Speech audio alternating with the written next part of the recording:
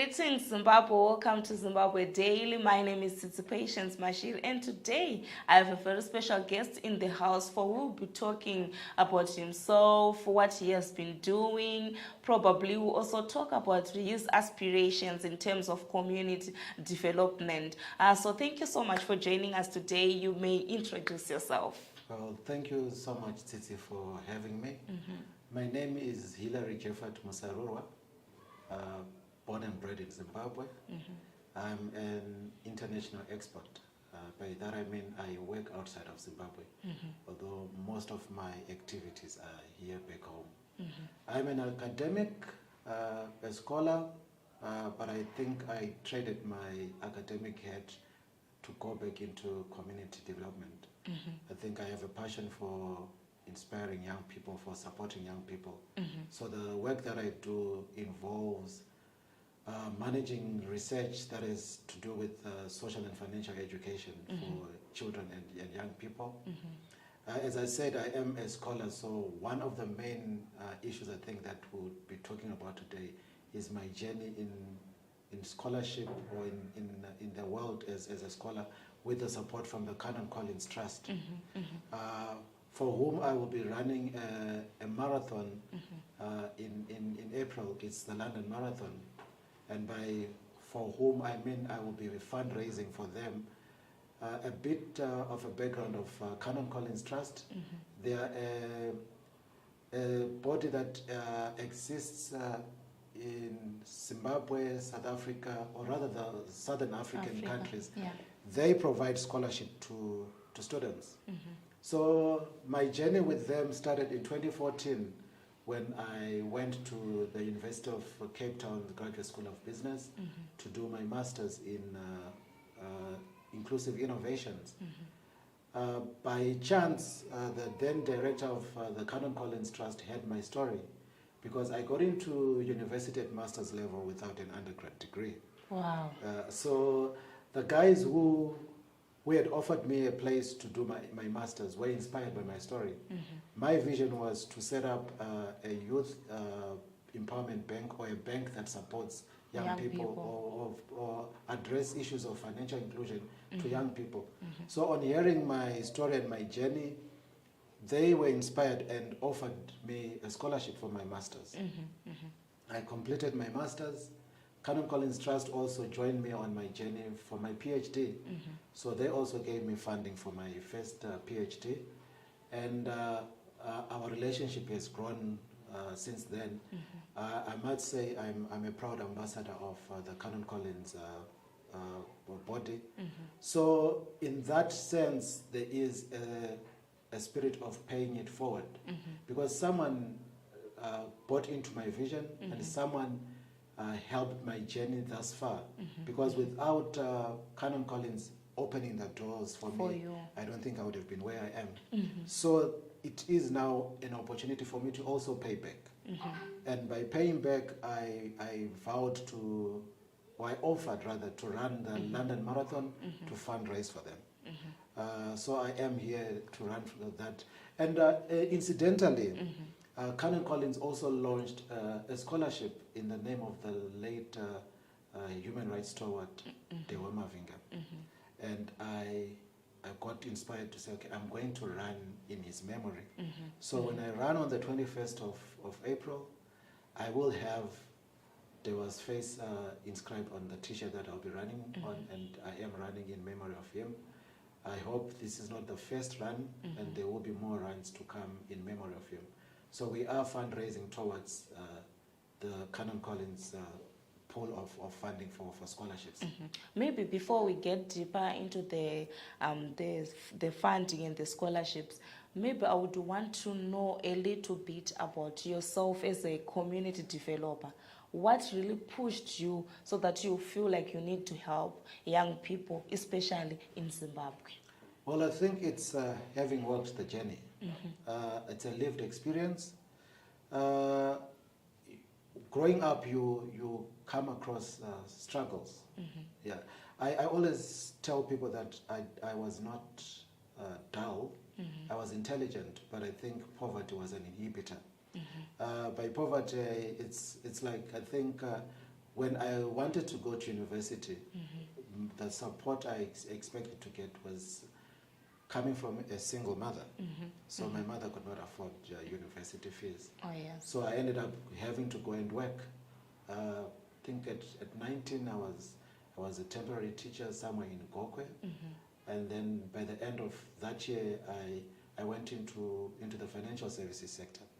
So as I worked my way around banks, I also saw the need to support young people. So when I left banking, I think in 2008, I set up a youth empowerment organization. The history behind that, it was more of a protest organization. So the name of the organization is PENYA, which stands for Practical Empowerment Networking Youth Association. Back then, the Ministry of Youth was running some loans, was offering youth loans. And we had tried to apply, but lo and behold, we could not get the loans. Yeah. So I got to ask myself, if someone who's got a banking background and understands business plans cannot get a loan, what about the young people out there who need this? So that's when I set up this organization to say, look, my quest is to practically empower young people and create a network to support them. Yeah, so long story short, we did access some funding and some support where we were able to support young people in setting up small businesses, in training them in small business management. My quest has always been the economic empowerment of youth. So that is what inspires me. The desire to see young people going forward and not really going through the struggles that I went through, and not going through the barriers that Zimbabwe presents for them to progress. This is why I also am pushed to try and do something around supporting people academically. So it might be through mentorship or raising funds. Over the past few years, I have been paying fees for some students whom I have never met, and I made it a policy that they should not know about me and they should not know me, but we've gotten through from Form 1 to Form 6. It's the quest to address poverty. So I often say that if I am not addressing poverty, then my story is not worth telling. Deep. Maybe let's talk about why we are here today. We are talking about you fundraising money for the scholarship. Let's talk about the support system. How is it for you? Are people responding? Are people ready to dive in to help? Or they just, ignore as if nothing is happening? Yeah, you see, I don't know where people's thrust or push is centered. Yeah, or maybe it's because I had not pushed this campaign far enough. The response has been very tepid. It's lukewarm. It's not what I expected. I've got a target of £1,600. At the moment, I'm sitting at just over £105. So we've got 6 weeks to raise 1,600. And this is one reason why I think we're here. I hope from this interview there might be a motivation for more support, because we do need to develop a crop of African scholars who are not only able to share the African experience in scholarly work, but are also able to go and take Africa to the world. We've had the opposite in academic world and in research, where you have researchers coming from outside of Africa or specialists based outside of Africa who seem to know more about us. But it's because the African child or the African is not, what can I say, is not a very forceful scholar. We don't write, we don't tell our story a lot. So it is a hope that through the support from the Canon Collins Trust, more equalizers, more human rights activists, more social justice activists can access postgraduate education, which opens the doors for them to get into academia, which opens the doors for them to get into research and be able to write the African story and put it out there to the world. And one way of doing this is the trust relies on funding that comes from donations. So I hope to inspire someone out there to just donate, whether it's $5, $10, or $20, or God allow, if you have 1,600 pounds, please put it through, because it's going to open the door for someone who desperately needs a door to be opened, and they can change the world. Yeah, true. So you heard him right. This is Dr. Hillary Musarurwa in the studio with us today. He is looking forward to raise 1,600 pounds, and I hope you're also listening, because the link is down there below. So you just click that link and make sure that you also donate. Any amount will be helpful to him. So yeah, let's talk about for those people, how do they select people to be able to have to be part of those, to be helped to go to school? Well, I think the issue around the support for the Canon Collins Trust, it's on social justice. It's on people who aspire to make a difference in the world. So part of the selection criteria is looking at those people who have that vision, where you say, with the education that I'm going to get from this degree, this is how I hope to transform the world. This is how I hope to change the community where I come from. And that is one of the main things that they look at. Yes, they might look at your academic qualifications or your academic background, but I think it's your story, how you've gotten where you are at, which also inspires them to come in and support. So it's all about looking at people who want to see a better world, whether through education, whether through climate change, it could be through human rights and activism, it could be through community development, it could be through supporting those who are disabled.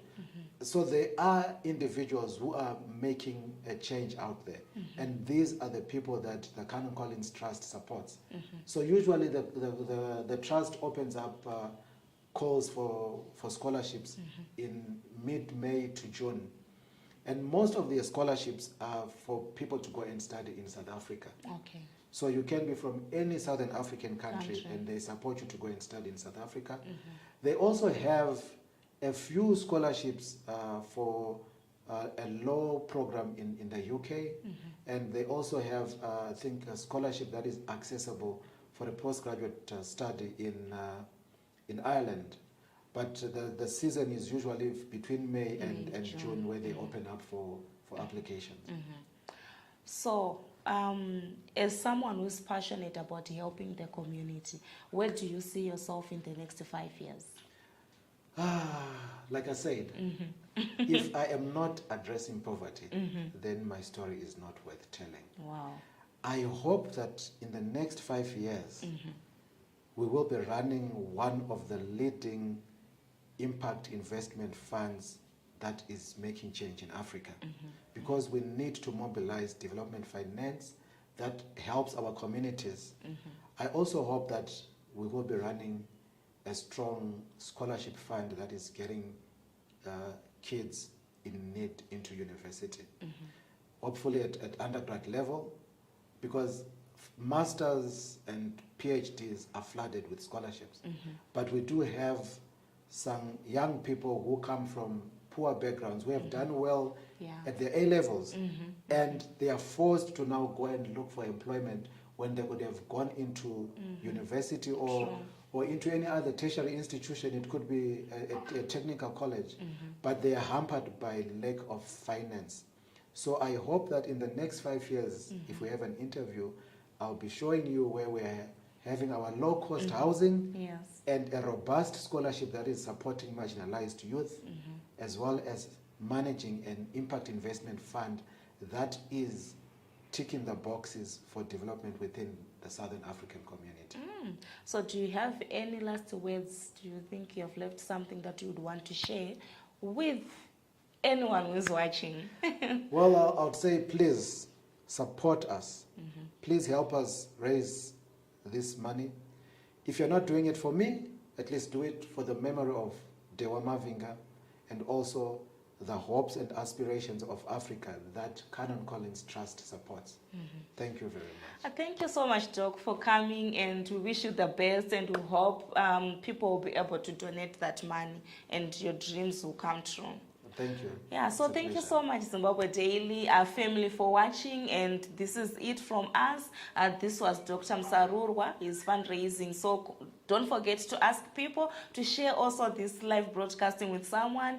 Also give people that link so that they will be able to donate, so that you help us all in the community. Until we meet again, it's goodbye for now.